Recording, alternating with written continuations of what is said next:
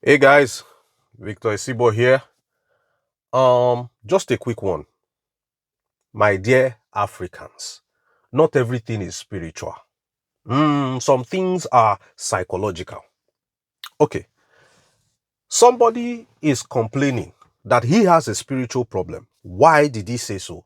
He said, how can I be living next door to the office and every day I am late for work?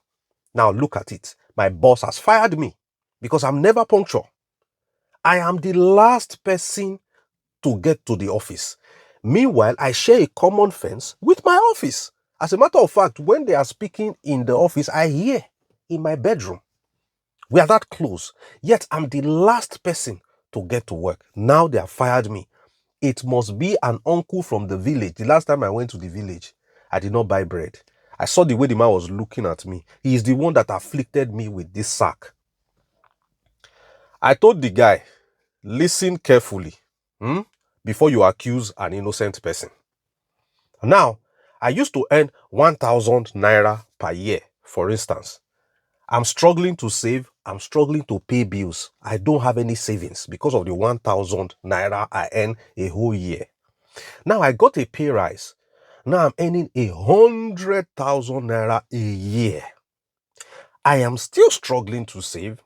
I'm still struggling to pay my bills. I am not any better financially. How do you picture that? Sounds like a spiritual problem, right? Okay. Now, it is not a spiritual problem. It's a psychological phenomenon called the Parkinson's law, which states that work will find a way to spread itself across the entirety of the time you allocate for that work. If work is supposed to take you 5 minutes, ideally, and in your head you say, I want to do this work for 1 hour, that work will take 1 hour or even more because that is the time you have allocated to it. Now, this guy that shares a common fence with his office and got fired because of lateness. Let's say work resumes by 8 a.m. and 7:30 a.m. this guy is ready to go to work. He's 100% ready. Then in his head, he's like, I still have 30 minutes. I still have what? 30 minutes. After all, the office is just next door. He has allocated 30 minutes to get to work. Ideally, from his house to his office shouldn't take 1 minute. But he has done what? Allocated 30 minutes to it. So what does he do? He's like, since I'm ready ahead of time, let me watch some TV. Then he switches on the TV and he's watching. You see his colleague that lives 100 kilometers away from the office. Once that one is ready by 7:30, bro, he's on the way because it's like the office is very far. The false sense of close proximity to the office is keeping this man at home watching TV. Woe betide him if he falls asleep watching that TV. He would be what? Late for work. You see, he has allocated 30 minutes to a 1-minute walk. And 30 minutes it would be.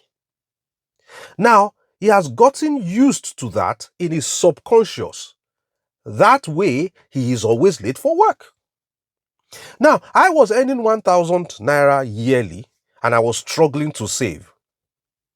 Now I'm earning 100,000 yearly, I'm still struggling to save. Before blaming the village people, I have to assess and reassess my lifestyle. When I was earning 1,000 naira yearly, probably my wife used to go to the local village market to buy stuff. Now that I'm earning 100,000 yearly, my wife now buys vegetables at the supermarket, no longer the village market. All of a sudden, I realized my children's school is no longer befitting my status. I have to take them to a better school. Better schools come with higher tuition. Okay? Now my 4-plug car is no longer sufficient. Now let me go for 6 plugs that will consume more fuel. Yeah. So you see, gradually my expenses is spreading.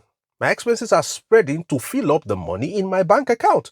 So Parkinson's law does not address only work, filling out the time you allocate to it. It also addresses expenses, filling up the money in your bank account. As a matter of fact, if you move from a 1-bedroom apartment to a 3-bedroom apartment and your belongings are not enough to go around the house, give it 1 year without consciously trying to furnish the house. I will come and find out that your belongings have spread all across the house. Parkinson's law. Your property has done what? Spread to fill up the available space. That is Parkinson's law. Now, there is another problem that a lot of people allocate to spirituality, a psychological matter that they allocate to spirituality. Oh, I was so much in love with this woman. Okay? I was head over heels in love with this person. Now I have this person. I don't value them anymore. I don't love them anymore. The feelings have died. It must be my ex that is responsible for this thing. It's a spiritual matter. No, sir. It is not a spiritual matter. It's a psychological matter. Because this matter is similar to a situation where when you had 10,000 naira, your dream in life was to make your first 100,000 naira. And now you have the 100,000 naira, and 100,000 naira all of a sudden doesn't mean anything to you anymore. Like, what's that? It's not even enough. The phenomenon, the psychological phenomenon responsible for that thing is the same phenomenon that is responsible for the fact that human wants are what? Insatiable. You will now aim for your first 1 million.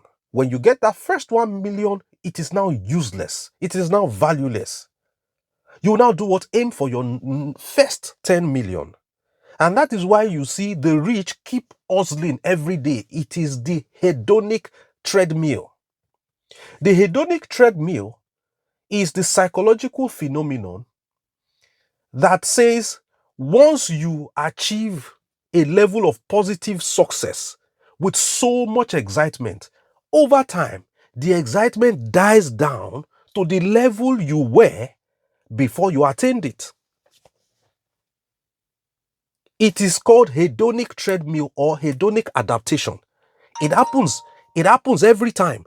That is why you see a lot of people will tell you, people who are rich, who are wealthy, material things no longer move them. The wealth no longer moves them. They are used to it.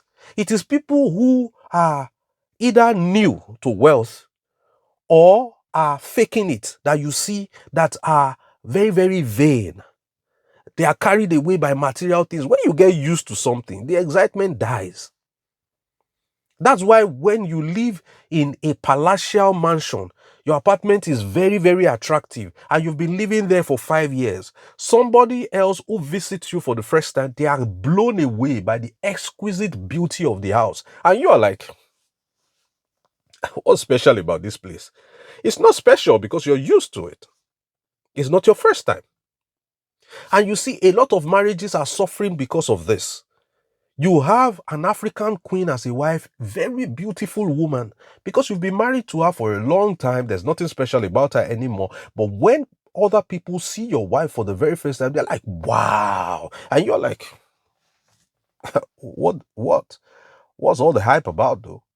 Because you're used to her. And it's also a message. It's also a message for women in marriage. You're like, oh, my husband no longer compliments me. Or my boyfriend no longer compliments me, but I'm getting compliments every day from this man that is wooing me. Your husband is passing through his hedonic treadmill phase. That guy that is wooing you has not gotten to that phase yet. He would eventually get there. So don't swap your man, don't swap your husband for somebody who has not entered the place. Hedonic treadmill will also happen to that guy. So don't think your toaster is better than your lover. Your lover is in the hedonic treadmill phase that your toaster has not gotten there yet. All right. So I just felt I should share this psychological phenomena that a lot of people mistake for spiritual matter. Okay, if you're new to the channel, please do well to subscribe and share this video with somebody who might benefit from this. Okay, I'll see you in the next one. Until then, I'm Victor Isibo, and it's bye bye for now.